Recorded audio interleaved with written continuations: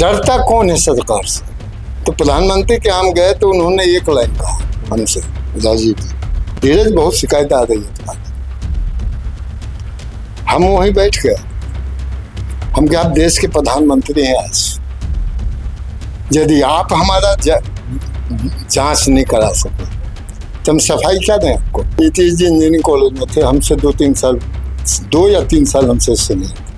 राजनीति का सबसे जो हमारे गुरु, हम लड़े हैं अपने गुरु से, लेकिन पॉलिटिकल समझदारी हमने सीताराम केसी से सीखा।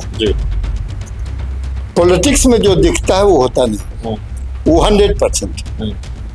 तो कौन क्या बोला उस पर हम कमेंट नहीं करेंगे। ये सच्चाई है कि आज हम बीजेपी में चले जाए और आज हम मुख्यमंत्री बने। पर्ची का चलन बीजेपी का जो है अनडेमोक्रेटिक है। जो साथी थे, विधायक तो कुल थे उस समय, आए थे कि मौकामा चलिए हम मंडल कमीशन का विरोध करें। सीएम डट नहीं सके पहली बार कि हम हटेंगे तो हम कोई भी कदम उठाएंगे। उनके लोग बोले, लेकिन नीतीश जी नहीं बोले, जो हमारे समझ से बलंदर था पहले ही बोलते थे। हम लोगों का तो सम्राट चौधरी के बाबूजी साथ थे, सम्राट चौधरी से भी अच्छा संबंध है। हम आप ही के थ्रू बधाई, हमको श्री बाबू से बड़ा तो भूमिहार लीडर कोई हुआ नहीं। उन्होंने आज तक जात की मीटिंग नहीं की। इतिहास के विरोधी के भी किताब आप लेकर आइए जहाँ श्री बाबू ने कोई भूमिहार की मीटिंग किया। कोई यदि भूमिहार का ठेकेदार बन जाए तो उससे बड़ा झूठा आदमी कोई हो ही नहीं सकता है। अब बीजेपी ने यदि भूमिहार जात समझ के बनाया तो वो बीजेपी की मूर्खता थी। लालू जी के खिलाफ यादव ने वोट करता था। वेस्ट बिहार में कोई जात की मीटिंग हुई तो लाला जी का हुआ था। जेपी आंदोलन के बड़े बड़े शीर्ष नेता, उनको एमएलए का टिकट तक नहीं मिल पाया, लेकिन घायल हुए वो अभी। तो उसका इलाज हम बाद में करेंगे, अभी तुम इंतजार करो। तुरंत चाणक्य होटल से संजय जी का टेलीफोन जो लैंडलाइन से बात हुई, क्या बदमाशी कर रहे हो? संजय जी ने केवल इतना पूछा, कल मीटिंग बुलाइए और धीरज और तारिक इलेक्शन कमेटी के मेंबर होंगे। जबकि भगवत आज इंदिरा जी के घर के मेंबर थे, इतने हम बता देते हैं।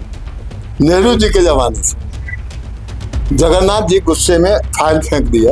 हम तारिक साहब एक ही रूम में थे, तो रात में हम लोग छांट रहे थे कि कल मीटिंग होगी तो क्या करना। तो हम हंस के बोले कि तारिक साहब इसी सब को लड़वाना है, चलो इसको 500 वोट नहीं आएगा। तो तारिक खान ने मुस्कुरा के हमसे कहा, आप लड़िएगा। कहाँ से लड़ोगे? पटना, क्योंकि यहीं रहते थे, आप तो कहीं जाते नहीं थे ज्यादा। जीत जाओगे? हमको सर जिताना तो आपका काम। हमको जीने हम नहीं लड़े। और तारिक अनवर ने हमको समझा दिया था कि ये बात किसी से बोलिएगा। तो हम तो केसीओ जी से नहीं बोले, लेकिन केदार पांडे समूचे बिहार प्रचार कर दिए। और केसी जी से तो तारिक अनवर बोलिए दिए होंगे, हम उतना केसी जी के नजदीक उस समय नहीं थे। जी ने कहा, केसी जी उस लड़के से बात कीजिए, पटना तो लाला देना पड़ेगा। और कौन से वो लड़ेगा? केसी जी निकले, हम वहीं थे, तो हम तो भागे। कहाँ धीरज भाई? लौट के गाड़ी में बैठल वो घर ले जा रहे हैं, हमको डांटते जा रहे हैं। तो देखे संजय जी का सिक्योरिटी सरदार बाहर आया गेट पर, जो मेन गेट। तो हम आओ न ताओ, कोई हमको देख नहीं रहता, दौड़ गए उस सरदार के। दौड़ के हल्ला हो गया, तुरंत सिपाही सब दौड़ने लगा। बस तब तक हल्ला हुआ तो सरदार देखा, ऐसा कर दिया लोगों, आने दो। आया कि धीरज क्या बात है, ऐसा कहा? तो हमको संजय जी तो ऐसा राजपाट आ गया। हम 4 दिन से यहाँ संजय जी से बैठे नहीं। हम इलेक्शन कमेटी के मेंबर आपने बनाया था, हमको हटा के रहे। असेंबली सीट है कोई? हम गमला घरे वाला असेंबली सीट है। क्या नाम हुआ सीट का? तो मोकामा। ड्राइवर को कहीं नहीं याद रखना, वो अपने ड्राइवर को, जबकि अपने चलाते थे, एक आदमी रहती या सिक्योरिटी को, सरदर्मे को कहा कि याद रखना। चले गए। शाम के रेल मंत्री केदार पांडे गाड़ी लेके सीताराम केसरी के घर पर। आपको बाहुबली कहा जाए कि नहीं कहा जाए? अरे आप नहीं उचित समझते, हम नाम ले लेते हैं। अनंत सिंह को बाहुबली कहा जाता है, सूरजभान सिंह को बाहुबली कहा जाता है, ये लोग बाहुबली कहे जाते हैं। तो उस पंक्ति में आप खुद को खड़ा देखते हैं कि नहीं देखते हैं? नमस्कार, आप देख रहे हैं 4 PM और मैं हूं अभिषेक मिश्रा। देखिए, इस वक्त हमारे साथ कांग्रेस के दिग्गज नेता, बिहार के मुख्यमंत्री नीतीश कुमार का मित्र भी कह सकते हैं, पुराना सहयोगी भी कह सकते हैं, और बिहार के मुख्यमंत्री नीतीश कुमार पर भी बात होगी। हमारे साथ कांग्रेस के दिग्गज नेता, बिहार सरकार के पूर्व मंत्री श्याम सुंदर सिंह धीरज हैं। श्याम सुंदर सिंह धीरज बड़े जाने पहचाने नाम है, किसी पहचान के मोहताज नहीं है, और इनको लेकर भी सैकड़ों किस्से कहानियां हैं। लगातार इनसे हमने बातचीत कई बार की है और अलग अलग तरह की कहानियां निकलकर सामने आई है। एक पहचान यह भी है कि बिहार में जो जगह बहुत प्रसिद्ध है और बाहुबली का इलाका माना जाता है या बाहुबलियों का इलाका माना जाता है, मोकामा से ताल्लुक रखते हैं। सबसे पहला सवाल तो ये होगा कि आपकी भी बहुत सारी किस्से कहानियां हमने सुनी है, आपसे बातचीत के दौरान भी सुनी है। आपको बाहुबली कहा जाए कि नहीं कहा जाए? इसे देखिए, बाहुबली का आप लोगों का दिया हुआ है। बाहुबली बहुत सम्मानित शब्द है। जितने भी महाराणा प्रताप से लेके इतिहास के पन्नों में जाइए, बाहुबली उन्हीं लोगों को कहा गया जो विजयी रहा जी, जनता की सेवा किया, अत्याचारियों से लड़ा, उसको बाहुबली कहा जाता है। इवन भगवान विष्णु को बाहुबली कहा जाता है। लेकिन ये हम आप पर दे देंगे। आपने बिहार में बाहुबली का उपयोग ऐसे लोगों के लिए किया है जिनके बारे के मैं कुछ बोलना हम उचित नहीं समझते। आप नहीं उचित समझते, हम नाम ले लेते हैं। अनंत सिंह को बाहुबली कहा जाता है, सूरजभान सिंह को बाहुबली कहा जाता है, ये लोग बाहुबली कहे जाते हैं। तो उस पंक्ति में आप खुद को खड़ा देखते हैं कि नहीं देखते हैं? हमको तो नहीं याद है कि पॉलिटिक्स में किसी को हम एक तमाचा मारा। हम 17 साल अध्यक्ष कई बार काम नहीं करे, लेकिन कोई एक आदमी को बिहार में बताइए जिसको कि हम गाली दिया। नहीं, गाली नहीं दिया या एक तमाचा मारा। गाली नहीं दिया, तमाचा नहीं मारा, लेकिन मुख्यमंत्री से भिड़ गए थे। तत्कालीन मुख्यमंत्री लालू प्रसाद यादव से भिड़ गए थे। अपनी ही पार्टी के राष्ट्रीय अध्यक्ष रहे स्वर्गीय सीताराम केसरी से भिड़ गए थे। तो राजनीति के बाहुबली तो आप रहे हैं। राहुल गांधी क्या? राहुल गांधी यदि सत्य के लिए लड़ाए, चाहे कितना भी ताकतवर हो, तो वो बाहुबली है। हमने कहा कि वो आप ही के इंटरव्यू में कहा है शायद कि हम कोई इसलिए नहीं कह रहे हैं कि राहुल जी हमको कोई पद दे देंगे, कि कोई कांग्रेस ही नहीं बोलेंगे। हमने तो कहा कि हमने कभी पद मांगा ही नहीं, हमको पद मिला। जगन्नाथ जी से या अन्य चीफ मिनिस्टरों से जो हमारी लड़ाई हुई, हम कोई पद के लिए नहीं लड़े। हमको कोई बिजनेस नहीं चलता है कि उसके संरक्षण चाहिए था। एक ही जिंदगी की संपत्ति है जिस मकान में आप बैठे हुए हैं, रहने लायक जमीन उमीन है बाप दादे का, एक आध जमीन और पटना में है, विधायक कोटा से मिला है, लेकिन हमारी कोई बिजनेस नहीं है। जिंदगी में हमने किराया का पैसा खाया है अपने मकान का, लेकिन हमने कोई धंधा नहीं किया। तो डरता कौन है सरकार से? डरता है वो सरकार से जिससे हमारे खिलाफ बहुत लोगों ने लिख के दिया था राजीव गांधी को कि धीरज जी का हम ट्रांसपोर्ट मिनिस्टर हैं, धीरज जी का इतना बस चलता है, वो ये होता है, दो को सिनेमा हॉल उनका है, सम्राट होटल जो अभी डाक बंगला है वो धीरज जी का है। तो प्रधानमंत्री के हम गए तो उन्होंने एक लाइन कहा हमसे, राजीव जी, धीरज बहुत शिकायत आ रही है तुम्हारी। हम वहीं बैठ गए। हम क्या, आप देश के प्रधानमंत्री हैं आज, यदि आप हमारा जांच नहीं करा सके तो हम सफाई क्या दें आपको? हम बैठ जाते हैं, अभी जांच कराइए। ये तो कागज की बात है, घर की बात है, बस कोई सुइया नहीं है कहीं उसको हम छिपा देंगे, वो रोड पर होगा। तो आप अपना पावर लगा के सब रोकिए। और तब और कुछ बात थी जो कि अब कहना उचित नहीं है। और ठीक है, तो प्रधानमंत्री ने क्या कहा? कहा कि यदि जांच नहीं कराए होते तो तुम हमसे मिल नहीं सकते थे। तो आपके पास हम लौटेंगे, आपकी पार्टी पर लौटेंगे, चूंकि कांग्रेस पार्टी के हम बिहार के मुख्यमंत्री नीतीश कुमार पर बात, हमने आपका परिचय कराया कि नीतीश कुमार का दोस्त कह लें या सहयोगी कह लें, नीतीश कुमार से आपके रिश्ते ठीक ठाक रहे हैं, इसलिए हमने मित्र शब्द का इस्तेमाल भी कर दिया और किया जाना चाहिए, हमने कोई गलत भी नहीं किया कहा। लेकिन बिहार के मुख्यमंत्री, बिहार के पूर्व मुख्यमंत्री हो गए हैं, नीतीश कुमार अब पूर्व मुख्यमंत्री हो गए हैं, मुख्यमंत्री नहीं रहे। होली के दिन से लेकर अब तक की जो स्क्रिप्ट लिखी गई है, अब तक का जो घटनाक्रम रहा है, वो ये रहा है कि भाई नीतीश कुमार ने कुर्सी छोड़ी, सम्राट चौधरी सीएम बन गए। लेकिन बिहार के राजनीतिक गलियारों में ये चर्चा भी रही है पिछले कुछ दिनों के घटनाक्रमों को देखते हुए कि भाई नीतीश कुमार तो पहले वाले नीतीश कुमार की तरह एक्ट कर रहे हैं। नीतीश कुमार ने अपनी मास्टर स्ट्रोक खेला है अपना, चाणक्य हैं नीतीश कुमार, एक बार फिर उन्होंने साबित किया। सम्राट चौधरी को सीएम उन्होंने ही बनवाया वीटो लगाकर, और इसका क्रेडिट भी लिया और एक खास समाज को मैसेज भी दिया कि देखिए हमने सम्राट चौधरी को सीएम बना दिया। यादव समाज से आने वाले विजेंद्र यादव को डिप्टी सीएम बना दिया। उसके बाद विजय चौधरी, भूमिहार समाज से आने वाले विजय चौधरी को सीएम बना दिया, डिप्टी सीएम बना दिया। और विजय सिन्हा उचित समाज से आते हैं, डिप्टी सीएम नहीं बनाए गए, बीजेपी से आते हैं, तो उसी समाज में नाराजगी है बीजेपी के प्रति। और एक श्रवण कुमार हैं, उनको विधायक दल का नेता बना दिया। आप भी जानते हैं कि एक तरह से परंपरा ही तोड़ी नीतीश कुमार ने। विधायक दल का नेता आमतौर पर वही होता है जो सीएम होता है या डिप्टी सीएम होता है। तो ये सारा जो दाव पे चला है नीतीश कुमार ने, इसका विश्लेषण कैसे करेंगे आप? पहले तो आपको बता दें, नीतीश जी इंजीनियरिंग कॉलेज में थे, हमसे 2 या 3 साल हमसे सीनियर जी। हम उस दिन से उनको जानते हैं जी। और आप ही के इंटरव्यू में हमने कहा था कि यदि सामर्थ्य नीतीश कुमार में बचा तो मरने दिन तक वो बीजेपी का चीफ मिनिस्टर नहीं बनने देगा।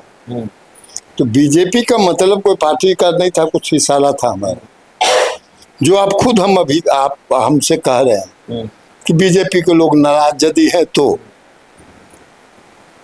देखिए, नहीं, मैं माफ कीजिएगा, मैं आपको बीच में रोक रहा हूं, आप अपनी बात कंटिन्यू कीजिएगा, लेकिन आपने जो बात कहा, आपने जो बात कही उसी को मैं आगे बढ़ाता हूं। कल विश्वास मत हासिल कर रहे थे सम्राट चौधरी सदन में, तो एक विधायक हैं इंडिया गठबंधन के आईपी गुप्ता, पहले आपकी पार्टी में थे, कांग्रेस गठबंधन में आपकी पार्टी में थे पहले वो, हाँ। मैं ये कह रहा हूँ आपकी पार्टी में थे, तो उन्होंने कहा कि भाई सम्राट चौधरी नागपुर और दिल्ली दरबार को पछाड़ कर मुख्यमंत्री बनेंगे। आप ही की बात उन्होंने कही, जो कल जो उन्होंने कहा कमोबेश वही कर रहे हैं। राजनीति का सबसे, जो हमारे गुरु, हम लड़े हैं अपने गुरु से, लेकिन पॉलिटिकल समझदारी हमने सीताराम केसी से सीखा जी। पॉलिटिक्स में जो दिखता है वो होता नहीं, वो 100%।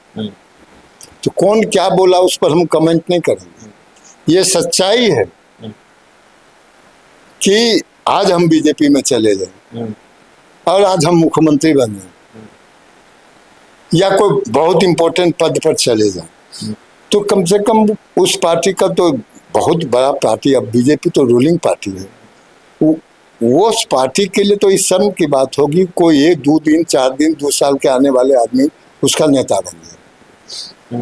ये किसी नहीं के लिए काम कर रहे हैं। सम्राट चौधरी के मुख्यमंत्री बनने से बीजेपी के लोग खुश नहीं है। आप ही बोल रहे हैं कि नहीं बनाया गया, हम नहीं बोल रहे हैं कुछ। बीजेपी का यदि हालाकमान इनको माना है, अब नीतीश जी के दबाव, चर्चा तो है कि बीजेपी की पर्ची में, अमित शाह की पर्ची में सम्राट चौधरी नहीं थे। शिवराज सिंह चौहान जो पर्ची लेकर पटना आए थे उसमें अमित शाह, माफ कीजिएगा, सम्राट चौधरी नहीं थे। ये पर्ची तो सम्राट चौधरी की पर्ची तो नीतीश कुमार ने निकाली है। पर्ची का चलन बीजेपी का जो है अनडेमोक्रेटिक है। जितना दिन हम लोग को 50 साल राजनीति में हो गई, होता हाई कमान के ही इशारे पर होता है। लेकिन विधायक भागवत भी आए थे, बहुत कम विधायक जुटा था, लेकिन जितने जुटे थे उसमें उनको नेता चुना गया था। जगन्नाथ जी को जब हटाया गया था तो इसमें 2 मत नहीं थे, उस समय ज्यादा विधायक जगन्नाथ जी के साथ। लेकिन जब अला कमान का इशारा हुआ, लोगों ने किया, तो जो विधायक फैंस पर थे वो आए नहीं थे, बाद में आए। तो ये राजनीति होती आई है, लेकिन पर्ची नहीं आती थी। वो माहौल पहले से बन जाता था और बजाते ऑब्जर्वर यहाँ आता था। ऑब्जर्वर सारे विधायकों को कॉन्फिडेंस में लेके कह देता था, जो इम्पोर्टेंट विधायक था, कि इनको चुनना, यह हाईकमान का चॉइस है। या हम सब लोगों से बात के उसको दूसरे तरह से भी कहा जाता था कि हमने ज्यादा विधायकों से बात। हमारा सवाल ये था कि जिस तरह से विजेंद्र यादव को डिप्टी सीएम बनाया, विजय चौधरी को डिप्टी सीएम बनाया, श्रवण कुमार को विधायक दल का नेता बनाया, कुशवाहा समाज से आने वाले सम्राट चौधरी को एक तरह से वीटो लगाया उनको मुख्यमंत्री बनाने के लिए, जो चर्चा है। नीतीश कुमार भारतीय जनता पार्टी के साथ अब भी शतरंज वाली सियासत कर रहे हैं क्या? शतरंज की चालें चल रहे हैं बीजेपी के साथ। मंडल कमीशन के पक्ष में हमने रैली किया, उसकी कीमत आज तक हम भुगत रहे। इसी हॉल में जिसमें आप बैठे हुए हैं, 6-7 को बड़े बड़े हमारे जात के नेता जो साथी थे, विधायक थे, विधायक तो कुल थे उस समय, आए थे कि मोकामा चलिए हम मंडल कमीशन का विरोध करें। हमने कहा कि इसमें कोई बहुत बड़ा लाभ नहीं होने जा रहा है, हम इसके विरोधी नहीं हैं। लड़ाई लड़ना है तो लड़ो कि और कितना नौकरी मिले और कितना रोजगार बढ़े।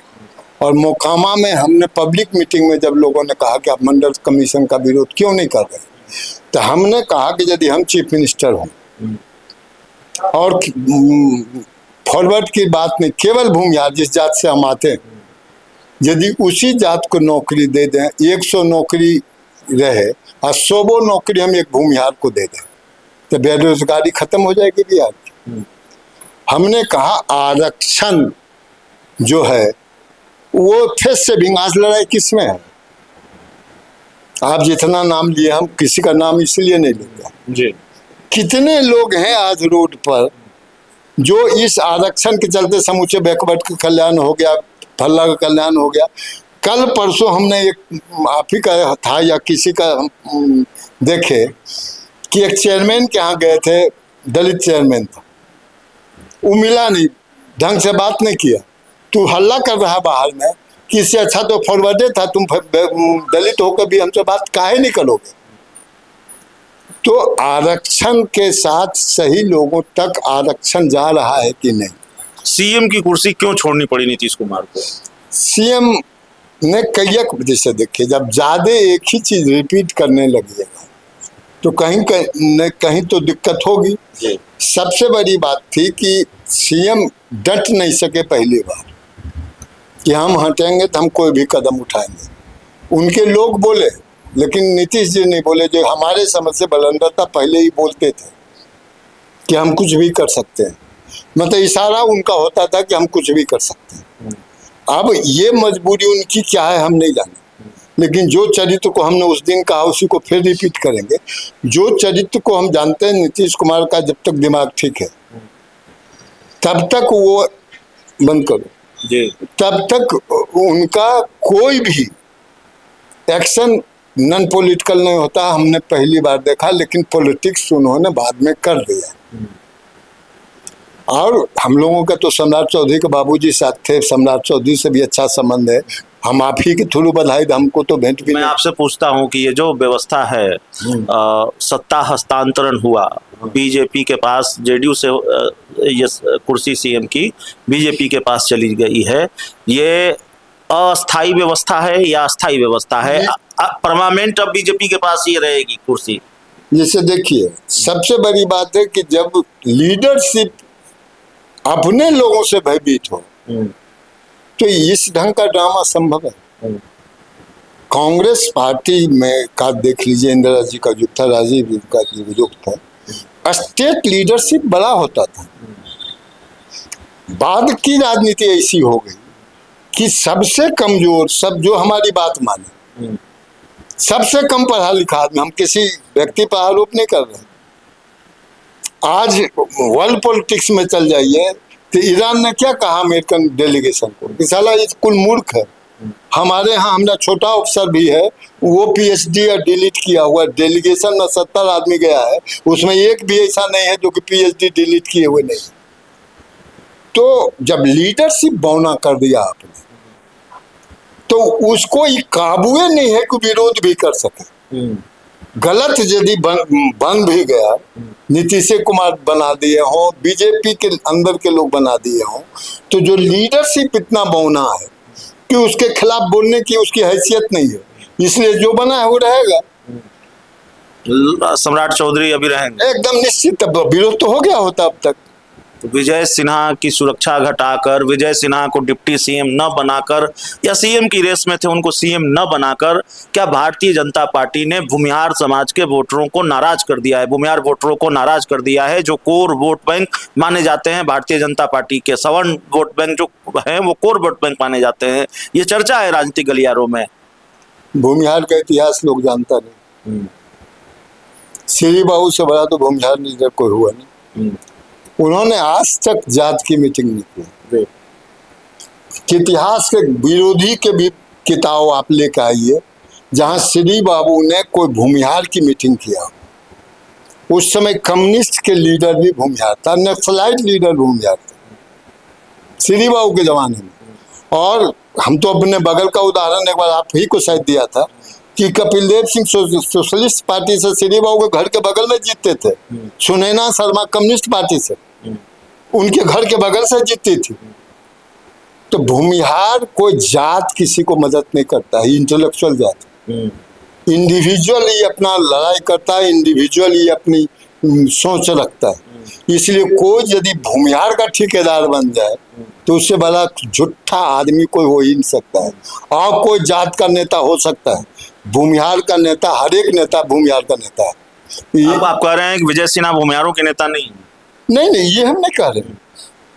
नहीं, विजय सिन्हा हमको नहीं लगता है कभी कहा हो कि हम भूमिहार के नेता हैं।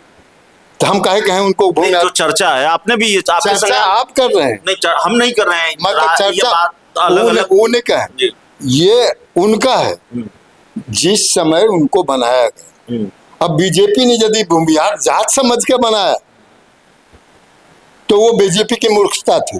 यह जात टिकट के बंटवारे में, मंत्रिमंडल विस्तार में जातीय समीकरण तो देखा जाता है, जात का गणित तो देखा जाता है, उस हिसाब से हिस्सेदारी बढ़ती है, सत्ता की हिस्सेदारी। ये तो आपको भी मालूम है, आप तो बड़े पदों पर रहे हैं, खुद भी मंत्री रहे हैं। इसीलिए कहा ना कि कोई भी पार्टी रूलिंग हो, लालू जी के खिलाफ यादव नहीं वोट करता था क्या? नीतीश कुमार को कुल में कुर्मी ने हराया था उनको 2 बार। चीफ मिनिस्टर बने तब वो लीडर बन गए। कुर्मी का लीडर तो हमारे मित्र सतीश जी आज स्वर्गीय हो गए हमारे, हमको श्रद्धांजलि। कुर्मी के जात का मीटिंग तो यदि कोई करवाया कुर्मी कोई देखा तो सतीश कुमार थे। तो उस परिस्थिति में कहाँ वो चीफ मिनिस्टर बन सके? तो जात का नेता बहुत सारे बनने की कोशिश किए, पछड़ों में भी, फॉरवर्ड में भी। इवन जो सबसे कम फॉरवर्ड की पॉपुलेशन था लाला जी में। ये सुन के आपको आश्चर्य होगा कि फर्स्ट बिहार में कोई जात की मीटिंग हुई तो लाला जी का हुआ था। उसके पहले कोई जात की मीटिंग नहीं हुई थी। लेकिन कम पॉपुलेशन के बाद भी वो पावर में था, लेकिन जब जात की मीटिंग में पड़ गया तो हाशिए में चला गया। तो ये जो इंटेलेक्चुअल जिसको फॉरवर्ड आप कह रहे हैं, उसके इनडायरेक्टली इंटेलेक्चुअल होता है पढ़ाई वाला। तो इंटेलेक्चुअल जिसको दिमाग है, जिसको आने वाले आहट का भी पहचान है और आने वाले लोग का भी पहचान, तो जिसको ये पहचान का है वो कभी जात का नेता हो ही नहीं सकता है। मंडल कमीशन में बहुत सारे लोग जेल गए, अब हम उसका नाम नहीं लेंगे, रोड पर घूमते रह गए। जेपी आंदोलन के बड़े बड़े शीर्ष नेता, उनको एमएलए का टिकट तक नहीं मिल पाया। और जो जेपी आंदोलन में कभी काम नहीं किया वो जेपी के बाद मंत्रिमंडल बन के राजपाट किया। विजय सिन्हा के डिमोशन को कैसे देखते हैं? क्योंकि अब अगर मंत्रिमंडल में वो शामिल भी होंगे और शामिल होंगे, मंत्री भी बनेंगे, तो डिप्टी सीएम तो नहीं बनेंगे, तो डिमोशन ही कहा जा रहा है। एक चर्चा चलती है कि सम्राट चौधरी और विजय सिन्हा के बीच थोड़ी खटास रही है रिश्तों में, एक ही पार्टी से आते हैं, तब भी इसका खामियाजा भी विजय सिन्हा को भुगतना पड़ा है। नीतीश कुमार की गुटबुक में भी नहीं रहे हैं, इस वजह से भी खामियाजा भुगतना पड़ा है। हमको एक बड़े नेता ने कहा था, इंदिरा जी, हम तो खुलिए कहते हैं, जब जगन्नाथ जी के हटाने की बात आई तो हम लोग लड़े, इनडायरेक्टली कहीं से हमको मैसेज मिलती थी। तो जब जगन्नाथ जी हट गए तो मंत्रिमंडल बना, उसमें हमको नहीं लिया गया। तो हमने मैडम से जाकर कहा कि मैडम हम तो सब कोई गलती किया नहीं, हमने तो जो आपके खिलाफ षड्यंत्र हो रहा था उसके खिलाफ लाया, तो हमारे साथ ही अन्याय क्यों। तो इंदिरा जी ने कहा कि धीरज तुम तो मेडिकल छोड़ के अब इतिहास भूगोल में आ गए हो, हम भी नहीं, पॉलिटिकल साइंस इतिहास हमारा सब्जेक्ट, एमए उसी में। तो कहीं दुनिया में एक राजा बताओ जो युद्ध जीता हो घायल नहीं हुआ। युद्ध जीतने वाला भी घायल होता है। तुम युद्ध जीते हो इसलिए बधाई, लेकिन घायल हुए हो अभी, तो उसका इलाज हम बाद में करेंगे, अभी तुम इंतजार करो। विजय सिन्हा को यदि मंत्रिमंडल बना के रखा जाता है, ये हाई कमान पर कि घायल जो हम अपनी कहानी का, बाद में हम मंत्री भी बने, बाद में हम तीनों पद पर रहे, यूथ कांग्रेस के प्रेसिडेंट, पीसीसी का जनरल सेक्रेटरी और मंत्री। ये बहुत कम लोग होंगे जो तीनों विंग के हम अध्यक्ष मतलब इन्वॉल्व रहे। तो बाद में जो भी मिल सका हमको मिला। इंदिरा जी चली गई तो कम मिला, इंदिरा जी रहती तो और मिलता। तो विजय सिन्हा को निराश नहीं होना चाहिए, बहुत कुछ पाया है। आपको पहली बार टिकट कब मिला था, कैसे मिला था, कितनी जद्दोजहद होती है वो जरा बताइए। टिकट लेने के लिए आप एक पत्रकार के तौर पर तो हम देखते हैं, लेकिन एक नेता के तौर पर आप उसको जीते हैं, तो कैसे क्या होता है? उसकी कहानी एक बड़ी लंबी है। हाँ बताइए। अंजैया हमारे यहाँ के ऑब्जर्वर थे, जो बाद में आंध्रा के चीफ मिनिस्टर बने। हाँ, कब की बात है ये? 80 के पहले। हाँ 80 मतलब 80 के पहले, पार्लियामेंट चुनाव के पहले की बात है। हाँ।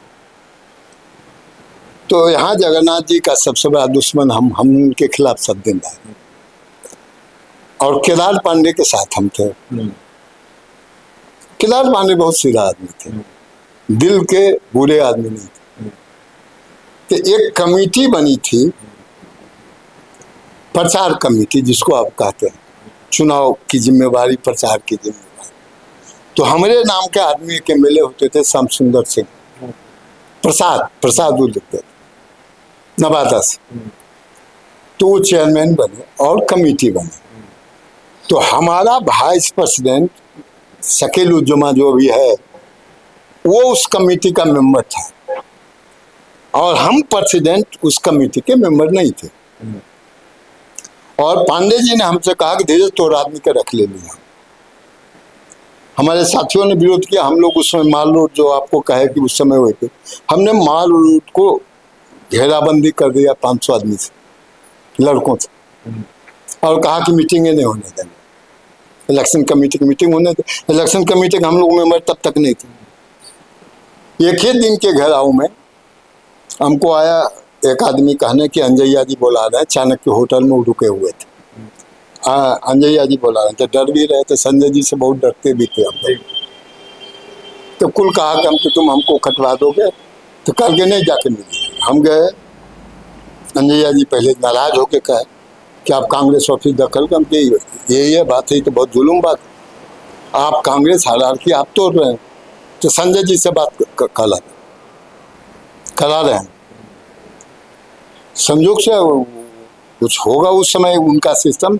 तुरंत चाणक्य होटल से संजय जी का टेलीफोन, जो लैंडलाइन से बात हुई, क्या बदमाशी कर रहे हो? संजय जी ने केवल इतना पूछा। हमने कहा संजय गांधी जी, हम के सर ऐसी सी बात है, हम प्रेसिडेंट हैं, हम चुनावों प्रचार नहीं कर सकते हैं, तो क्या चाहते हो? तो आज हम कहते हैं कि पुरानी कहावत थी कि तोप मांगो तो रिवॉल्वर तो मिल ही जाए। तो हमने कहा कि सर इलेक्शन कमेटी के मेंबर, तो उन्होंने पूछा तारीख है उसमें? तो हमने कहा जी ने। टेलीफोन अंजैया जी को दो। संजय जी बात बहुत कम करते थे, टेलीफोन अंजैया को दो। अंजैया जी इलेक्शन कमेटी की मीटिंग कब है? तो आज ही शाम को है, कैंसिल कीजिए, कल मीटिंग बुलाइए और धीरज और तारीख इलेक्शन कमेटी के मेंबर होंगे। हमको मतलब चुनाव प्रचार में नहीं रखा और मिल गया इलेक्शन कमेटी मेंबर, जो आप एमपी के टिकट की बात कर रहे हैं। तो अब हमारे यहाँ तो सब लड़का अप्लाई करने लगा, बूढ़ा भी अप्लाई करने लगा, क्योंकि दो बात अब समझते हैं, उस समय नहीं समझते। दो बात तो स्पष्ट हो गई कि संजय का ही खास आदमी है। तो हमारे यहाँ बायोडाटा बहुत आने लगा। तो जब यहाँ झगड़ा हुआ, लंबा हम नहीं करेंगे, यहाँ जब झगड़ा हुआ जगन्नाथ जी से, दो आदमी के चलते हरिनाथ मिश्र जी के पर उन्होंने ऑब्जेक्शन किया जगन्नाथ जी, कहीं की दरभंगा सीट ललित बाबू लड़े हैं, ये देवता हैं, ईमानदारी के मतलब व्यंग था वो, ये देवता हैं, ये चुनाव नहीं लड़ सकते। नहीं, जो आज हम लोगों का था कि पैसा नहीं, आप नहीं लड़ सकते, तो देवता हैं, नहीं लड़ सकते। तो आपको सुन के आश्चर्य होगा, उस समय हो गया वो सीट पेंडिंग। कौन सी सीट थी? दरभंगा सीट। हाँ। आया भागलपुर, हमने ऑब्जेक्शन कर दिया भागवत जाकर। ये बदमाशी है जगन्नाथ जी, क्योंकि आप इलेक्शन कमेटी के मेंबर थे, आपने अपना पावर दिखाया। हाँ, हम अपना पावर दिखाया। हम कह नहीं, ये भागवत अच्छे नेता, जो चीज हरनाथ जी ने कहा था कि ईमानदार हैं, कर्मठ हैं, लॉयल हैं पार्टी के, ये सब है भागवत। लेकिन हम एक गांव घूमे हैं, इनके खिलाफ जनता ही नहीं जीतेंगे। पूर्व मुख्यमंत्री का टिकट ही आप बाद में मुख्यमंत्री बने, उससे पहले बाद में मुख्यमंत्री का टिकट। हाँ, जबकि भागवत इंदिरा जी के घर के मेंबर थे, इतने हम बता देते हैं, नेहरू जी के जमाने से। जगन्नाथ जी गुस्से में फाइल फेंक दिया, कहा मीटिंग नहीं होगी। तो ये बदमाशी है, हमके हरि जी के साथ कहे आपने ऐसा किया। वो क्या था, इन्हें क्या कि बदमाशी। तो अब इंदिरा जी हमके ऑथराइज कर दीजिए। तो मीटिंग से ऑथराइज हो गया कि सारे टिकट इंदिरा जी तय कर दीजिए। इतिहास बदलता है। जब दिल्ली में हम लोग गए तो इंदिरा जी ने समूचा इलेक्शन कमेटी के मेंबर को बोला गया अपने यहाँ, और फाइल तो ऊपर चुकी थी। आते ही ऐसे फाइल फेंक के केदार पांडे को कि इसमें आप 25 नाम सिंगल दे दिया, तो इसमें हम क्या करेंगे, आप तो टिकट बांध दिया। और हमको अथॉरिटी भी कर दिया, नाम आप दे रहे हैं, अथॉरिटी हमारा कि हम उसको पास करें या काटें। अभी जाके आप यहाँ इलेक्शन कमेटी का मेंबर कीजिए और हर एक सीट पर 2 नाम मिनिमम और मैक्सिमम 3 नाम दे के लाइए। तो उसी में हम लोग छांट रहे थे। एक लोधी होटल है, वहीं एक रूम केसी जी करवा दिए थे, हम तारिक साहब एक ही रूम में थे। तो रात में हम लोग छांट रहे थे कि कल मीटिंग होगी तो क्या करना है। तो हम हंस के बोले कि तारिक साहब इसी सब को लड़वाना है, चलो इसको 500 वोट नहीं आएगा। तो तारिक खान ने मुस्कुरा के हमसे कहा आप लड़िएगा। और उसके पहले एक और भी बात है जिसका देन नगेंद्र झा जी ने हमसे कहा, मदन मोहन झा के पिता जी, कि धीरज एमपी का उम्मीदवार बन जाना। हम मुखियों को नहीं चुनाव लड़ रहे, एमपी का उम्मीदवार बन जाना, तो बन जाना, एमएलए को मिल जाएगा। ये इस सब घटना के पहले की घटना। उसके बाद हम तो चलिए, तारिक अनवर ने कहा हाँ चलिए सवेरे। तो हम लोग उस समय कर्नाट पैलेस में ही संजय जी का ऑफिस था, तो उसमें गए। उसमें बड़े बड़े नेता थे, वो सब नाम नहीं कहा।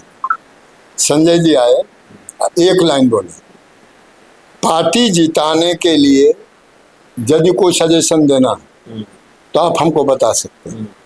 टिकट में नहीं बांटता हूँ, टिकट पार्लियामेंट्री बोर्ड बांटती है, आप लोग पार्लियामेंट्री बोर्ड के मेंबर से जाके मिलिए, मैं टिकट पर कुछ नहीं सुनूंगा।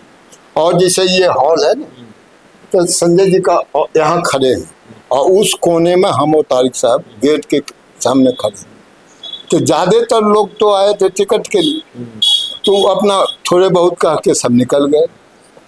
यहाँ से आगे बढ़ के यहीं आए, दूरे से कहे क्यों तारिक, तुमको भी टिकट की जरूरत है? पहला लाइन, जी नहीं, हमको टिकट मिल जाएगा। ये धीरज जी, जानता हूँ इसको क्या है, तो चुनाव लड़ना चाहते हैं। पहला सब, तब तक हम नजदीक भी आ गए थे। पहला सवाल, उम्र हो गई तुम्हारी? क्या हमने झूठ बोल दिया? जी। हाँ, उम्र नहीं थी आपकी। हम जानते हुए अब बता रहे कि नहीं तो कहें कि जीत जाओगे। अब पहले पूछेंगे कहाँ से लड़ोगे, हम पटना, क्योंकि यहीं रहते थे, आओ तो कहीं जाते नहीं थे ज्यादा। जीत जाओगे, हमको सर जिताना तो आपका काम, और हम तो सर केवल सिंबल होंगे। संजय ने कहा तारीख अंजैया जी से और केदार जी से कह देना कि हमसे मिल लेंगे। हम लोग कह के चले आए। आओ कहानी उसको हम नहीं कहेंगे चूंकि स्वर्गीय हो गए। अब ये बात केदार पांडे को कह दी संजय जी, अब वो कल ही से हल्ला करना शुरू कर दिए कि हमारा बात हो गई बा संजय जी से, 2 टिकट कह लेने, एक तारीख के देव, एक धीरज से देव। इवन सीताराम केसी जी के घर में रहे, उन्होंने हमसे पूछा कि धीरज चुनाव लड़ोगे, इतना ज्ञान नहीं था कि पटने की तारीख कैसे दीजिए। हम कहे जी नहीं, हम नहीं लड़ रहे। और तारिक अनवर ने हमको समझा दिया था कि ये बात किसी से बोलिएगा नहीं। तो हम तो केसीओ जी से नहीं बोले, लेकिन केदार पांडे समूचे बिहार प्रचार कर दिए, और केसी जी से तो तारिक अनवर बोलिए दिए होंगे। हम उतना केसी जी के नजदीक उस समय नहीं थे। एपी शर्मा दूसरा पार्लियामेंट्री मेंबर, अश्वनी शर्मा हमको गाड़ी से ले गया, एपी शर्मा जी बात करेंगे। एपी शर्मा का धीरे चुनाव लड़ोगे तो हमसे बात करो, हम क्या हम नहीं लेंगे। अब जो सिखा दिया था तारिक अनवर ने वही करते थे। एपी शर्मा को भी कहे कि हमको नहीं लड़ना। भीषम नारायण सिंह यहीं पटना से जीता था, उनका एक चेला हम लोग के साथ मंत्री भी डिप्टी मिनिस्टर था, लाला जी, तो उसे वो लेकर गया भीषम बाबू का। धीरज जी से इसी बात, वो भी पार्लियामेंट्री में मत, धीरज तुम बढ़िया लड़ोगे, हमको नहीं, हमको नहीं लड़ना। तो अपना ढंग से अपना जितना था हम काट दिए। अब तब हम पता लगाए जी कि केसी जी से सुने नगेंद्र झा जी के यहाँ कुल जीप आया था दिल्ली से, तो वो नगेंद्र झा जी से को कह रहे थे केसरी जी, जोर से बोल रहे थे, ये हमको सुनवा रहे थे, लेकिन झा जी 10 को जीप रख लीजिएगा, धीरज लड़ेगा दिन बढ़िया सुन के, पटना से उसको लड़ना है तो उसको जीप की ज्यादा जरूरत है। तब दिमाग में का मतलब टिकट फाइनल है। तब हमने एक आदमी को, पहले सिद्धि बाबू वकील थे, तो हमारे घर का केस सब लड़ते थे, बहुत फेमस वकील थे, उनको फोन किया, हम जी ऐसा बात है, हमारा उम्र वाला अपने केजमा तो है, केस चुकी हो चुका था, हम लोग का अपने चचा भाग, कितना उम्र है। तो वो कहेंगे देख सर्टिफिकेट में तो अभी 2 या 3 महीना कम जी तो चुनाव को, तो हम के लिए जी सब वोटर लिस्ट में तो उम्र है। तो कल के कि देख ये बात को इनको आए निकल जान तो केस कर देते हो तो मेमोरी चल जेतो, चूँकि तो पढ़े के डिग्री के सब में उम्र हो, उसमें 3 महीना कम रहा। तो भीतर से हम डर गए कि संजय जी से हम झूठ बोल दिया। मीटिंग हुई, मीटिंग जैसे शुरू हुई, अब उन्हें कहेंगे कैसा हम मीटिंग स्थल तक पहुंच गए थे संजय जी के आदमी से। तो जैसे ही पटना आया, अंजैया शुरू हो गया कि यहाँ जेपी आंदोलन हुआ है, समूचे देश बदला है, और एक छात्र नेता को हम यहाँ से देना चाहते हैं। हम गए थे पटना, बहुत लोकप्रिय है। बहुगुणा जी ने ऑब्जेक्शन कर दिया। उस समय जनरल सेक्रेटरी, मुख्य जनरल सेक्रेटरी थे, उन्होंने ऑब्जेक्शन ये किया कि मैडम आप सब सीट बांट दिए। पटना सीट रोक लिए थे कि वीआईपी सीट है, तो और सीट बन चुका था पार्लियामेंट्री बोर्ड, 10 या 12 सीट बचा हुआ। तो उन्होंने कहा कि मैडम जेपी आंदोलन एक को लाला को आप टिकट नहीं दी जाएगा। तो उस समय जो 12 सीट बचा हुआ था उसमें लाला सीट केवल पटना था। तो इंदिरा जी ने कहा कैसे जी उस लड़के से बात कीजिए, पटना तो लाला देना पड़ेगा, और कौन सेट से वो लड़ेगा। केसी जी निकले, हम वहीं थे, तो हम तो भागे, कहाँ धीरज भाई लौट के गाड़ी में बैठल वो घर ले जा रहे हैं, हमको डांटते जा रहे हैं। तुमको 3 बार ने पूछा कि तुमको लड़ना है कि नहीं लड़ना, तुम कह दियो हमको कि नहीं लड़ना। उसके बाद पॉलिटिक्स को बताने लगे, पटना हमारा घर है तुम नहीं जानते, तो तुमको हमारी भी जरूरत नहीं रही। तो अब बताओ दूसरी थे दोनों में कौन सीट लड़ोगे? कौन कौन थी सीट? समस्तीपुर या बाढ़? जी। धर्मवीर बाबू बाढ़ में थे, तारकेश्वर सिन्हा पहले लड़े। ये दोनों सीट हम चुनाव लड़ चुके थे। तारकेश्वर सिन्हा जो हारी थी कर्पूरी ठाकुर जी से, उस चुनाव में मुझे हमसे ज्यादा कोई नहीं खटा था। तो एक एक गांव को हमको आइडिया था समस्तीपुर। अब बाहर का इलाका कुछ नालंदा को छोड़ दीजिए, तो बाहर का टोटल इलाका हमको पहले से पता था क्या कम्बिनेशन है। NSU के प्रेसिडेंट में हमारा जितना लड़का तो वहीं से आता था, तो हमारे दिमाग में था कि जीतने के चांसेस कम है। और दूसरा दिमाग बता दिए कि दूसरा कहा क्या था।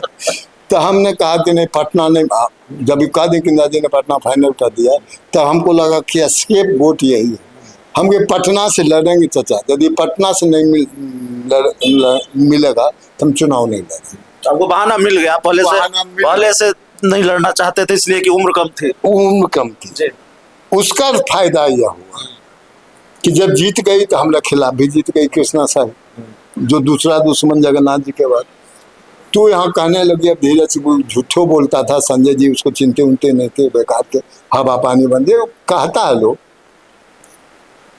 तो हम कैसों कैसों करके पार्लियामेंट गए, संजय जी से भेंट नहीं हो, तब तक सरकार बन गई। जो ले गया, अब नाम नहीं कहेंगे, जो ले गया वो हमको बैठा दिया जहाँ बनता है ना, और अपने चले गए, फिर हम लौट के नहीं आए।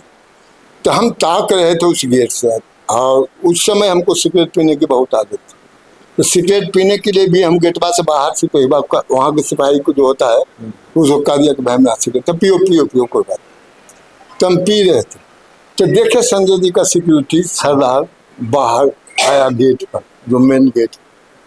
और हम आओ न ताओ, कोई हमको देख नहीं रहा था, दौड़ गए उस सरदार के। दौड़ के तो हल्ला हो गया, तुरंत सिपाही सब दौड़ने लगा। बस तब तक हल्ला हुआ तो सरदार देखा, ऐसा कर दिया लोगों, आने दो। आया कि धीरज क्या बात है, ऐसा कहा करो। हमको संजय जी तो ऐसा राजपाट आ गया, हम 4 दिन से यहाँ संजय जी से बैठे नहीं। तो हम क्या कहें कि सरकार बन गई ही नहीं समझ में आता है तुमको। हमसे कहते हम तो भेंट देते तुमको, हम तुमको भेंट कराते। हम के सर उतना हमको अकल उकल नहीं है। तो कहें कि तुम एक काम करो, गेट नंबर 2 पर जाओ, अभी संजय निकलेंगे 10 मिनट के अंदर, तुम गेट पर आना, भेंट हो जाएगी। हमके कोई भगा देगा हमको। तब उसी को जो हम लोगों का जैसे असेंबली में होता है, उसी में से एक आदमी को बुलाया कि तुम गेट नंबर 2 पर इसको लेकर खड़ा रहना, संजय जी चल जाएंगे फिर ये भी चल जाएंगे। संजय जी तक ना तूफान का था, जैसे निकले नजर पर हर गए, जा रहे हैं तेजी से। नहीं जैसे निकले तैसे के साथ बेटा हुआ है, बधाई हो। उसके बाद कड़ा रुख में जो आंखों का है, हर गए चुनाव और अपने की तरफ जाने लगे। तो हमने कहा हमको टिकट कहाँ मिला, रुक गए। जैसे कहे कि हमको टिकट नहीं मिला, रुक गए। क्या बोला तू? हमको सर हमको टिकट ही नहीं मिला। तो हमसे क्यों नहीं मिले? हमको सर आपसे बातचीत हो गई, लगा कि आपको क्यों परेशान करें। तब क्या है, हम अब तो ये तुमको क्या दिक्कत अब है? हमको दिक्कत क्या है, जितने लोग जीते हैं सब आपके विरोधी थे और लगे हुए हैं हमको तंग करने में। हमें इलेक्शन कमेटी के मेंबर आपने बनाया था, हमको हटा के रहे हैं। असेंबली सीट है कोई? हमको हमारा घरे वाला असेंबली सीट है। क्या नाम हुआ सीट का? तो मोकामा। ड्राइवर को कहीं नहीं याद रखना, वो अपने ड्राइवर को, जब कोई अपने चलाते थे एक आदमी रहती या सिक्योरिटी को, हाँ सदर्वे को कहा कि याद रखना। चले गए। शाम के रेल मंत्री केदार पांडे गाड़ी लेके सीताराम केसरी के घर पर। धीरज कहाँ? केसरी भी आश्चर्य, तुम कहा संजय गांधी को बोल दे लो, मत भोजपुरी हमने उतना बोल सकते हैं। तम आए हुए बैठ गाड़ी में। केसी जी के घर से हमको केदार पांडे लेके आया। उस समय तक उनको मकान नहीं मिला था, बिहार भवन में रह रहा। रूम में ले गए, सबको बाहर निकले बंद। क्या बोला तुम केसी जी को? अरे संजय जी को। हम तो कुछ बोले नहीं, हमने कहा कि ऐसी बात है, ये है, सब लोग हमको तंग कर रहे। तो तुमने इलेक्शन कमेटी से हट रहे हो और संजय जी का वीटो है, तुमको मोकामा लड़ना है, जाके तैयारी करो। तो कैसे मिला टिकट आपको बता दिए। मोकामा चुनाव लड़ा, मोकामा चुनाव लड़े, जीते। उसमें एक आदमी भी है टोनी, तो जीतने संजीव प्रसाद टोनी हाँ। तो जीतने के बाद एक बोर्ड लगा हुआ था, एक बोर्ड लगा हुआ था जी गेट पर कि जो एमएलए अभी जीते हैं वही मिल सकते हैं जी। तो हम लोग जीते हुए एमएलए थे तो चले गए। तो लाइन लगा हुआ था, उधर से संजय जी आ रहे थे, तो हमसे पहले टोनी खड़ा था। तो अपना टोनी कहने लगा कि सर हम फुलवारी जीते, सब दिन कम्युनिस्ट जीत रहा था, अबरी हम पहला कांग्रेसी जीते हैं। ठीक है ठीक है ठीक है। और आगे बढ़ के कहता तुम भी जीत गए हो। तो हमने कहा कि हाँ सब जीत गए, कुछ कहना। हम तब तक नहीं पूछ रहे, काहे पूछो, कुछ कहना। हम कहे सर कुछ तो कहना। तो हुआ यह था, फिर एक बैग में जाना पड़ा। हुआ था कि चुनाव के प्रचार में संजय जी जब मोकामा गए तो जनरली वो 5 मिनट से ज़्यादा कहीं भाषण नहीं देते थे। मोकामा में 40 मिनट भाषण दिया और कंक्लूड किया मोकामा वालों, धीरज को, कांग्रेस की सरकार बन रही है, धीरज हमारा भाई है, इसको जिताओगे फायदे में रहोगे। ये कंक्लूड, अंतिम कंक्लूड जो था संजय जी का भाषण यही था। और कुछ हमारे मित्र थे सुबोध उबोध, वो जब अतुल तो उतरने लगे मन से ना, तो उसने कह दिया संजय जी से कि सर धीरज को पैसा नहीं है, बहुत दिक्कत है। संजय जी रुक गए, तुमको पैसे की दिक्कत है?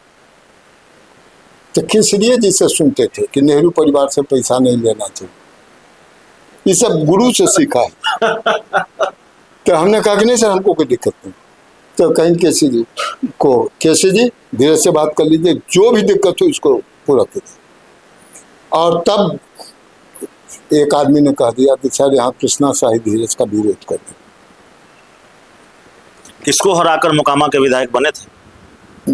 एक एमएलसी उमेश प्रसाद सिंह, दूसरे कमेश्वर प्रसाद सिंह, दोनों एमएलए जी, उनको हरा कर बने थे। वहाँ के सिटिंग विधायक को हराकर बने थे आप? सिटिंग तो भाग गई थी जी, जो हरा रही थी कृष्णा शाही, हमरे से पहले सिटिंग हुई थी। अच्छा, आप ही की पार्टी से? हाँ, अब हमरे पार्टी से थी, वो सिटिंग थी, वो अपना सीट मान गई। उनका क्या हुआ सो जानिए। हम जब चलने लगे तो संजय जी हमको रोके, तुमको नहीं आना है, तुम यहीं जो भीड़ आई है इनसे मिलो, 2-3 दिन अब बचा है तुमको चुनाव में, इस सबसे मिलो, तुम जीत रहे हो। और चले गए, वहाँ गए तो फूल लेके कृष्णा शाही, एपी शर्मा चाहते थे, फूल लेके खड़ी थी, जैसे माला बढ़ाया ऐसे कर दिया संजय जी। तारिक साहब भी थे। मंत्री बनने के लिए क्या पापड़ बेलने पड़े? वही तो कहे उसी के लिए बैकग्राउंड में गए।